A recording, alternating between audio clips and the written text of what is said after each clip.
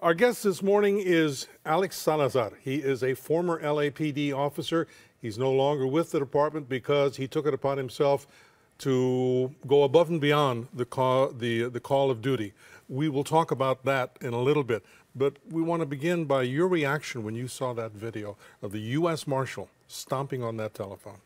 Well, it's clearly a case of contempt of cop here, Tony, where the police officer didn't want to be filmed by this young lady, these police activities that were going on.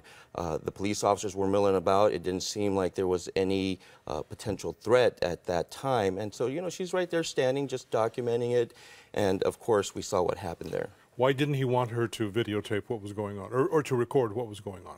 Well, from my understanding, apparently she was warned a couple times to get away, to go across the street, that type of thing. And she refused. What she felt in her mind, she thought that she wasn't bothering anyone, that there wasn't any yellow tape, that she was at a safe enough distance. And I think that she, you know, clearly got on their nerves. But why? That's what I'm really getting at, is why would her presence there, why would her recording them be of any concern to them? Well, as we can see from all these instances all across the country, we're seeing police officers getting involved in committing crimes. We saw the incident there regarding Mr. Scott, where a police officer shot him in the back and then planted a taser on him. And so this causes fear. There's a lot of police officers there, not all of them, but many officers who are out there going and using excessive force against the citizenry. But doesn't that run counter to the oath that you take as a police officer? And here in California, we have post-peace officer standards and training. Doesn't all of that run counter to what you're supposed to be doing? Most definitely it does, but there's been a culture there for a long time. That culture emanates from what they call the Code of Silence. The Code of Silence is police officers sometimes doing illegal things. And obviously they don't want to get caught on tape, and so there's this fear, this paranoia that exists where the officer doesn't want to get caught, in this case like what we saw, this officer overreacting and behaving aggressive towards a citizen. What is his, and granted, we're doing a lot of speculation here, but you know what it's like in a locker room. And we should also distinguish, he's a federal law enforcement officer, but you know what it's like in the locker rooms. I've been in a couple of them a couple of times. What kind of status did he have at the end of the day, at end of watch, when he went back to that locker room, and of course all of his coworkers had seen what he did? Well, I wonder if he was a hero. I don't think so. He's probably freaking out and saying, oh, shoot, what the heck did I do here? I'm going to be a YouTube hero now.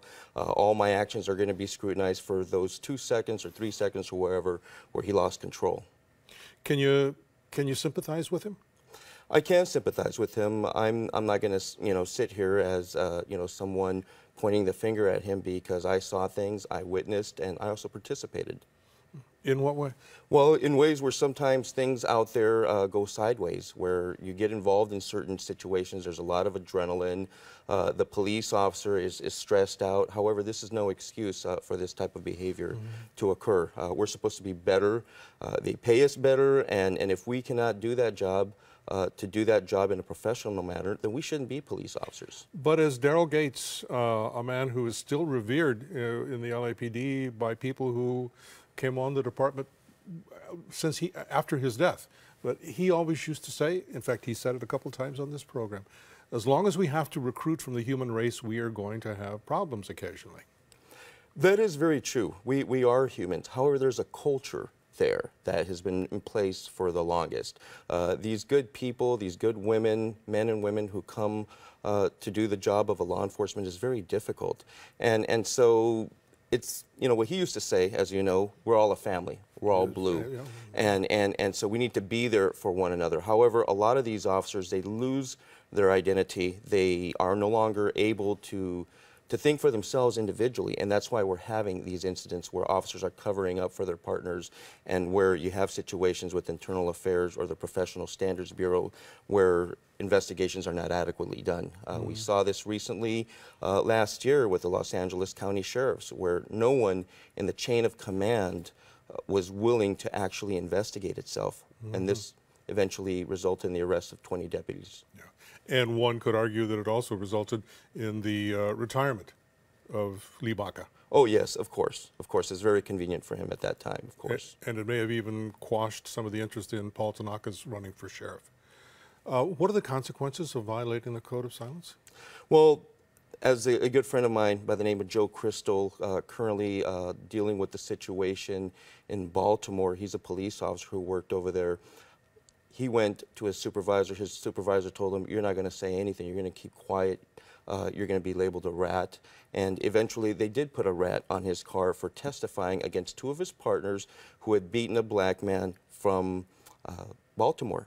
And so now we see the incident, what happened over there with Freddie Gray, where the police is acting foolish. Well, we don't know what happened to Mr. Gray on the way from arresting him all the way to the police vehicle. He just happened to break his back and sever his spinal cord in the process. And so the people aren't stupid. The individuals are becoming more aware nowadays as to what is really going on out there. There is a phrase that is always put into play here when we have a situation like this. We already heard it here. An officer, a deputy, will say that the person with the camera was interfering with them. Yes, no, maybe? Sometimes there are people that need to be arrested that are interfering. If you're hovering over the police officer, and it will pose what they call an officer safety issue. Here, however, and I don't think anybody would argue against officer safety. Correct. We all want to go home to our families at night. Of course, most definitely. So beyond that. Well, beyond that, what you have here, again, is the contempt of cop issue. And a lot of these police officers are paranoid. They're afraid. They don't want to be filmed. It's kind of like the Dracula, and you have someone that brings up the cross, and they're like, no, I don't want to be filmed. And the light is going to shine upon me, and the truth is going to be revealed. And that's exactly what we're starting to see more now, is more citizens using their cameras. There's organizations like Photography is Not a Crime, PNAC, who assists citizens in knowing their rights, and basically it's a warehouse for all these incidents that are happening all across the country, and more people are becoming aware. Before we take a break, there are instances when a peace officer would not want their face captured because they're either working undercover, or there's the potential of them working undercover, or they've been perhaps even threatened by people. So in that sense, we would understand why they might not want to be seen. That is correct, yes. But what they're really concerned about is being caught screwing up, I would imagine. Most definitely. On that note, let's take our break.